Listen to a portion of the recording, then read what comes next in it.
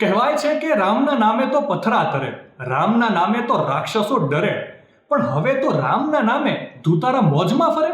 જી હા, એકદમ સાચું સાંભળી રહ્યા છો. જે પ્રમાણે હવે રામના નામે કાંડ થઈ રહ્યા છે એ જોતા તો એવું જ લાગી રહ્યું છે કે ભગવાન રામ સ્વયં કહેતા હશે કે હે રામ, સાવ આવું કામ.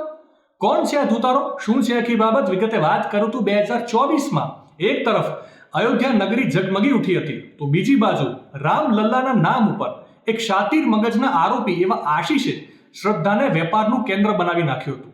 તેણે વેબસાઇટથી ઓનલાઈન પ્રસાદ મંગાવવાની વ્યવસ્થા કરીને લોકોને આર્થિક રીતે ઠગવાનું શરૂ કર્યું.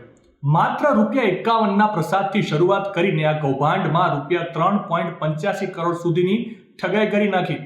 હાલ સાયબર પોલીસ મથકના વરિષ્ઠ અધિક્ષક ડોક્ટર ગૌરવ ગ્રોવરના નેજા તળે તપાસ ટીમ રચવામાં આવી છે અને તપાસ અંતર્ગત આરોપી આશીષને હાલ તો જેલ ભેગો કરી દેવામાં આવ્યો છે.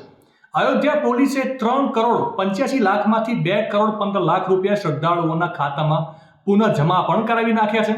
1.70 કરોડની રિકવરીની પ્રક્રિયા હજી ચાલી રહી છે, તે પણ પૂરી કરવામાં આવશે તેવો દાવો કરવામાં આવી રહ્યો છે. ટૂંકમાં વાત એક જ છે કે આધુનિક યુગમાં માણસ તો ઠીક, હવે તો ભગવાન એવા રામના નામે પણ ઠગાઈ ચાલુ થઈ ગઈ છે.